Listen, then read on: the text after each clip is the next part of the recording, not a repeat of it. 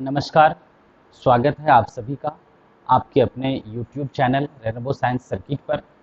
मैं आज आप लोगों के बीच क्लास 10th के केमिस्ट्री के दूसरे अध्याय अम्ल, क्षारक एवं लवण, एसिड, बेस एवं सॉल्ट की चर्चा करने जा रहा हूं। सभी लोग ध्यान से सुनेंगे। और जैसा कि आपने पिछले क्लास में पढ़ा था, साधारण नमक से जो प्राप्त होने वाले रसायन थी उनके बारे में विस्तार से चर्चा हुई थी और कुल 4 रसायनों पर हम लोगों ने चर्चा किया था, जिसमें पहला था सोडियम हाइड्रोक्साइड, दूसरा था आपका विरंजक चूर्ण ब्लीचिंग पाउडर, तीसरा था बेकिंग सोडा और चौथा था धोने का सोडा वॉशिंग सोडा। जब हम लोग धोने के सोडा को पढ़ रहे थे, वॉशिंग सोडा को पढ़ रहे थे, तो याद कीजिए उसका जो रासायनिक नाम आप पढ़े थे तो वो सोडियम कार्बोनेट था। और उस सोडियम कार्बोनेट का जो सूत्र लिखा गया था वो केवल Na2CO3 नहीं था, उसमें Na2CO3 के साथ जल के भी अणु मिले हुए थे। और आपको याद होगा कि Na2CO3 इंटू 10H2O लिखा गया था। अब प्रश्न उठता है कि ये जो सोडियम कार्बोनेट एक लवण है, क्या इस लवण में जल मिला रहता है, जल उपस्थित रहता है? वो जल दिखाई तो देता नहीं है सोडा में, लेकिन आपको जानकर बहुत ही आश्चर्य होगा कि बहुत सारे लवण ऐसे हैं जिसके जो देखने में आपको ठोस लगेगा, शुष्क रहेगा, ड्राई रहेगा, सूखा रहेगा, लेकिन उसमें जल के अणु मौजूद रहते हैं, जल के अणु उपस्थित रहते हैं। तो इसी पर आज हम लोग चर्चा करने जा रहे हैं। क्या जो लवण होते हैं वो हमेशा शुष्क ही रहता है, ड्राई ही रहता है, या लवण में जल के अणु भी मौजूद रहते हैं? बोर्ड एग्जाम्स के लिए यह टॉपिक बेहद महत्वपूर्ण है, इसलिए अंत तक सभी लोग वीडियो को ध्यान से सुनेंगे, समझने का प्रयास करेंगे और कुछ लवणों के बारे में आज जानेंगे भी जो बहुत ही इम्पॉर्टेंट है एग्जाम्स के दृष्टिकोण से। और प्रत्येक साल के बोर्ड परीक्षाओं में खास करके इनसे एक प्रश्न एकदम आता है, इसलिए ध्यान से समझना है तो ही आप उन प्रश्नों को हल कर पाएंगे। आइए देखिए, आज का हेडिंग हम लोगों का टॉपिक है क्रिस्टलन का जल, वाटर ऑफ क्रिस्टलाइजेशन। ये जो क्रिस्टलन का जल है, आपने 9th क्लास में क्रिस्टल के बारे में पढ़ा होगा, रवा के बारे में पढ़ा होगा।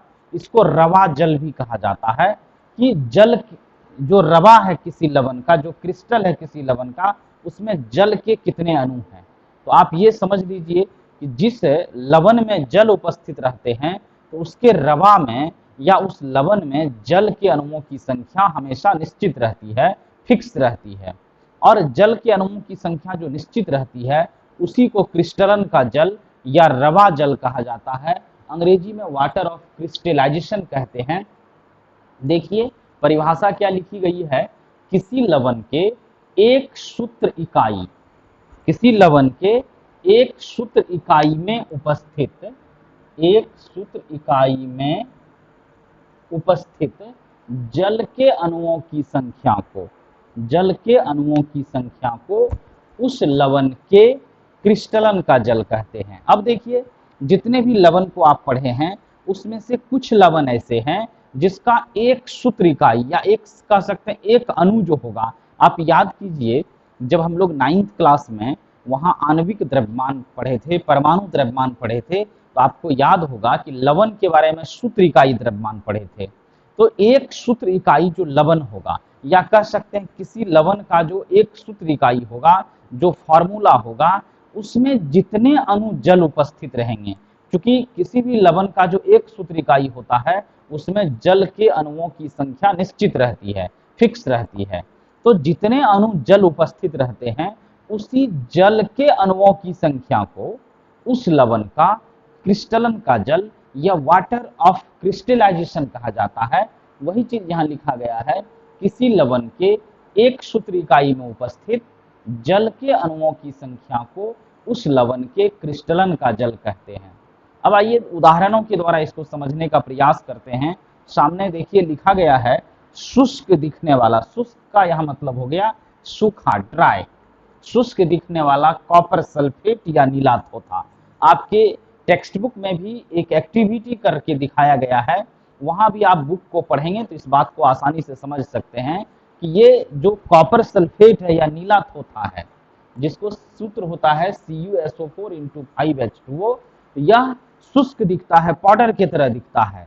और यह शुष्क दिखने वाला जो कॉपर सल्फेट होता है यह नीले रंग का होता है, इसलिए इसको नीला थोथा भी कहा जाता है। बहुत प्रचलित नाम है, आप इसको एकदम याद कर लेंगे। नीला थोथा कॉपर सल्फेट को कहा जाता है और इस नीले थोथा का जो सूत्र होता है वह CuSO4 इंटू 5H2O है।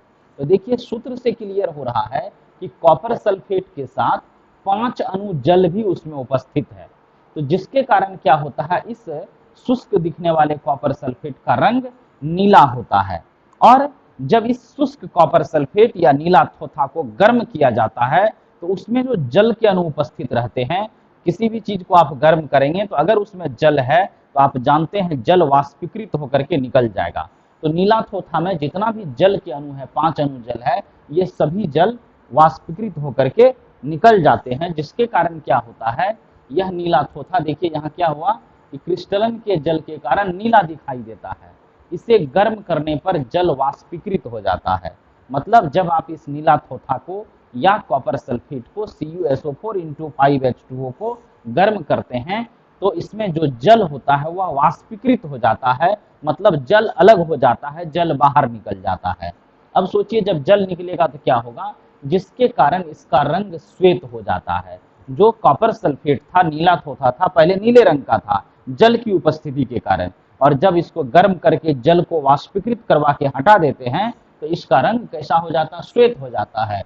इस श्वेत कॉपर सल्फेट, अब फिर देखिए क्या करते हैं, इस श्वेत कॉपर सल्फेट में जल मिलाने पर फिर से इसमें जल थोड़ा सा मिला देते हैं। जैसे आप जल मिलाते हैं तो यह पुनः नीले रंग का हो जाता है। तब तो इसका मतलब हो गया कि यह क्रियाकलाप, यह एक्टिविटी यह प्रमाणित करता है कि लवण में जल है और उसी जल के कारण इसका रंग नीला या श्वेत होता है। अगर इसमें जल रहेगा तो नीला हो जाएगा रंग, जल नहीं रहेगा तो श्वेत हो जाएगा, सफेद हो जाएगा। ये एक उदाहरण था कि लवण में कैसे क्रिस्टलन का जल उपस्थित रहता है। इसको हम लोग क्रियाकलाप के द्वारा भी देख सकते हैं। आइए कुछ प्रमुख लवणों के क्रिस्टलन के जल को जानते हैं जो निम्नलिखित है। यहाँ कुछ लवण हैं जो परीक्षा के दृष्टिकोण से खास करके आपके बोर्ड्स एग्जाम के लिए बहुत महत्वपूर्ण है, और आगे आने वाले भविष्य में जो हमारा कॉम्पिटिटिव एग्जाम्स होगा, जो प्रतियोगी परीक्षाएं होगी, उनके लिए भी ये बहुत जरूरी है याद रखना।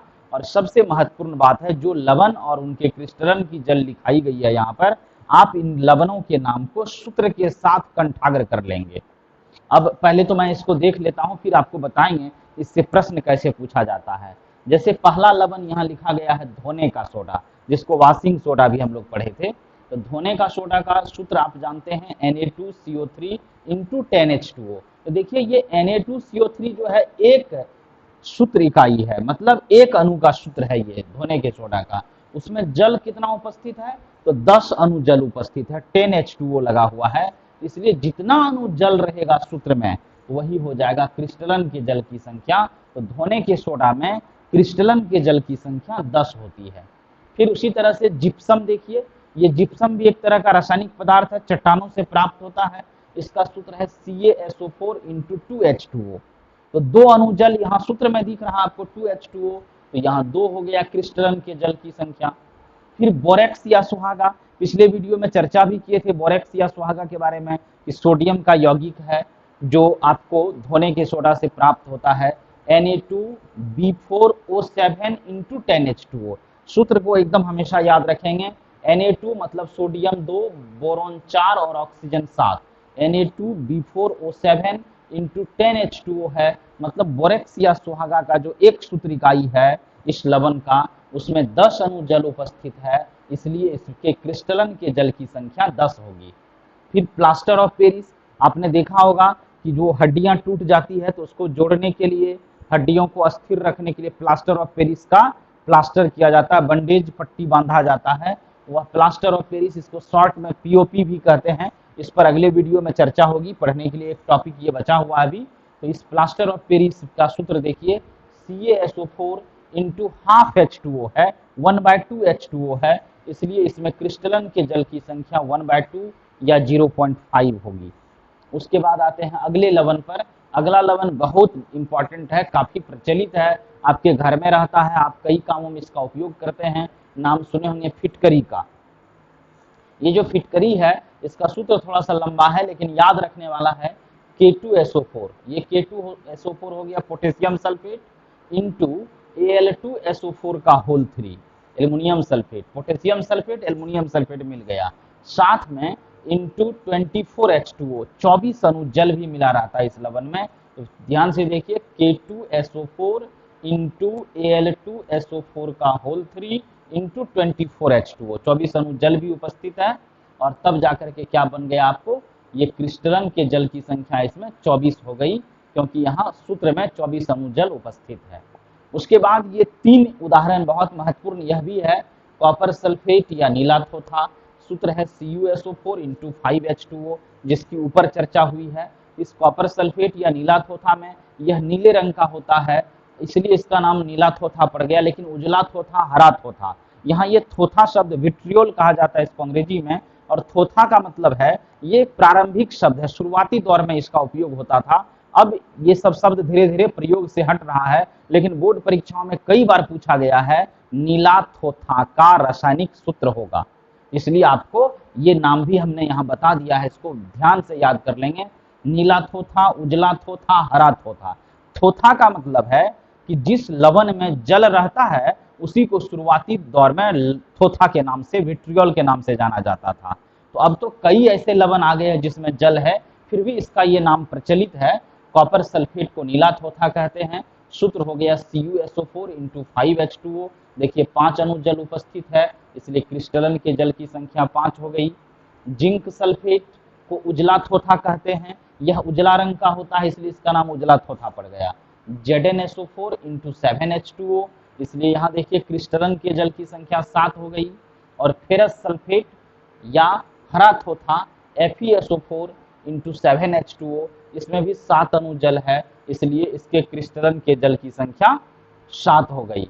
इस तरह से जो लवण आज हम लोग जिस पर चर्चा किए उसके सूत्र को जाने और क्रिस्टलन के जल को जाने। अब आप कहेंगे कि सर ये तो बहुत आसान है, कॉपर सल्फेट या नीला थोथा CuSO4 इंटू 5H2O, ये तो कोई देख के कह देगा इसमें लवण के जल की संख्या 5 है, लेकिन आपको देखने देगा तब तो आप कह देंगे। परीक्षाओं में क्या होता है, आपको केवल नाम लिखा रहेगा नीला थोथा में, क्रिस्टलन के जल की संख्या कितनी है, वहां सूत्र नहीं मिलेगा आपको, सूत्र आपको खुद से याद रखना पड़ेगा। ऐसा नहीं कि इस तरह से जिप्सम दे देगा और जिप्सम में क्रिस्टलन के जल की संख्या है, अगर वहां सूत्र भी दे देगा CaSO4 इंटू 2H2O, तब तो कोई भी आदमी तुरंत डिसाइड कर लेगा कि उसमें क्रिस्टलन के जल की संख्या 2 है, लेकिन केवल नाम रहेगा, सूत्र नहीं रहेगा आपको एग्जाम्स में। इसलिए आपको ध्यान से नाम के साथ सभी लवणों का, जो भी लवण आपको लिखाया गया है, मैक्सिमम चांसेस रहता है बोर्ड परीक्षाओं में इसी में से पूछा जाता है, इसलिए इन सभी लवणों का नाम सूत्र के साथ आप कंठाग्र कर लेंगे, कंठस्थ होकर के याद कर लेंगे, ताकि आने वाली जो हमारी परीक्षा होगी उसमें अगर इससे रिलेटेड कोई क्वेश्चन पूछता है तो आप आसानी से उसको बिना किसी कंफ्यूजन के हल कर सकते हैं। तो अब जो हमारा क्लास है वो समाप्ति की तरफ है, बस एक टॉपिक बच गया है प्लास्टर ऑफ पेरिस, जिस पर हम लोग अगले वीडियो में चर्चा करेंगे। और आपको जैसा कि हमने पहले 2-3 दिन पहले बताया भी था कि हमारा चैप्टर जैसे लास्ट होगा तो 2-3 दिन का रिवीजन का ब्रेक लेंगे हम लोग, और उसके बाद फिर टेस्ट देंगे। तो टेस्ट के लिए इस बार इसी चैप्टर से टेस्ट होगा, एसिड बेस एंड सॉल्ट से, अम्ल क्षारक एवं लवण से। और कुछ प्रश्न, अगर मान लेते हैं कि 25 क्वेश्चन का हम लोग टेस्ट लेंगे तो उसमें से 20 क्वेश्चन आपको इस एसिड बेस सॉल्ट से होगा, और 5 क्वेश्चन जो होंगे, 5 प्रश्न, वो पिछले अध्याय रासायनिक अभिक्रिया एवं समीकरण से भी रहेगा, इसलिए आपको उस चैप्टर को भी रिवीजन करना है। और इस बार मैं और एक चीज क्लियर आपको कर दूं कि जो टेस्ट का टाइम होगा वो 9 बजे से लेकर के 9:40 तक होगा। डेट अभी अनाउंस नहीं होगा, जब चैप्टर लास्ट हो जाएगा, क्वेश्चन आंसर हो जाएगा, तब हम आपको डेट बता देंगे, वो व्हाट्सएप के माध्यम से आपको सूचना मिल जाएगी डेट के बारे में। लेकिन जिस दिन भी टेस्ट होगी तो सुबह 9 बजे से समय रहेगा उसका, 9:40 में टेस्ट का टाइम लास्ट करेगा। लेकिन इस बार सभी लोग ध्यान देंगे कि 9 बजे टेस्ट शुरू करके 9:40 में जब खत्म करेंगे तो 9:40 के बाद ही आप अपना आंसर शीट भेजेंगे। अगर उससे पहले आप आंसर शीट भेज देते हैं तो आपकी कॉपी चेक नहीं की जाएगी, और फिर 10 मिनट तक ही आपको भेजना है, 9:40 से 9:50 तक ही आंसर शीट भेजना है। पिछले टेस्ट में कुछ लोग 1 दिन के बाद, 2 दिन के बाद भी आंसर शीट भेज रहे थे, रात तक भेज रहे थे, जो एकदम अन्याय था, गलत था। वो पहला टेस्ट था, हमको आपको सिखाना था टेस्ट देने के लिए ऑनलाइन, इसलिए हमने कुछ नहीं कहा, सबकी कॉपी जांच करके रिजल्ट भी दे दिया, लेकिन इस बार के रिजल्ट में उन्हीं की कॉपी वैलिड हो मानी जाएगी जिसकी कॉपी हमारे पास 9:40 से 9:50 के बीच आएगी। इसलिए पहले से सब लोग तैयार हो जाएंगे टेस्ट के लिए। और जो लोग अभी तक अपना नंबर व्हाट्सएप ग्रुप में ऐड नहीं करवाए हैं वो काइंडली फ़ोन करके जुड़वाएंगे। आप कमेंट नहीं करेंगे, कमेंट में नाम लिख देते हैं, फ़ोन नंबर लिख देते हैं, कहते हैं सर नंबर को जोड़ दीजिएगा। अब आपका एड्रेस हमको चाहिए, क्लास चाहिए, ये सब नहीं मिल पाता। इसलिए काइंडली आप जिसको भी नंबर जुड़वाना होगा अब हमारे नंबरों पर फ़ोन करके अपना व्हाट्सएप नंबर जुड़वा लेंगे। और बहुत लोगों को नंबर होगा ही, नंबर तो पता भी होगा। एक बार मैं फिर से दोहरा ही देता हूँ, 9931737348। इस नंबर पर आप फ़ोन करके 9931737348 इस नंबर पर आप फ़ोन करके अपना व्हाट्सएप नंबर हमारे ग्रुप में जुड़वा लेंगे ताकि टेस्ट देने में आपको सहूलियत हो। और जब तक आप टेस्ट में शामिल नहीं होते हैं तो समझिए आपकी पढ़ाई का कोई अता पता नहीं, आप कितना सीखे नहीं सीखे। इसलिए अधिक से अधिक लोग टेस्ट में शामिल होइए, उसके लिए अपना नंबर जुड़वाइए। जो लोग लेट से भी चैनल ज्वाइन किए हैं कोई बात नहीं, आप जितना पढ़े हैं उसी को रिवीजन कीजिए, उसी में से टेस्ट दीजिए। इतना तो है कि टेस्ट देने से हानि नहीं होगी, कुछ ना कुछ सीखने का, जानने का मौका मिलेगा हम लोगों को। फिर अगले टेस्ट में बढ़िया से तैयार होंगे, फिर अगले टेस्ट के लिए तैयारी करेंगे। अभी जो टेस्ट आपके सामने है इसमें मुख्य रूप से 20 क्वेश्चन आपको अम्ल क्षारक लवण से और 5 क्वेश्चन रहेगा रासायनिक अभिक्रिया एवं समीकरण से। तो आप दोनों चैप्टर का रिवीजन करेंगे, ठीक से तैयारी करेंगे ताकि टेस्ट को अच्छे ढंग से दे सकें। तो बस इसी के साथ आज का क्लास समाप्त करेंगे। अगर आपको वीडियो पसंद आई होगी तो आप लाइक्स करेंगे, अपने दोस्तों को शेयर करेंगे।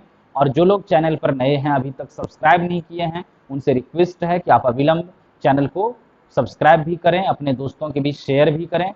बस आज का क्लास यहीं समाप्त करते हैं, आपसे विदा लेते हैं। धन्यवाद, जय हिंद।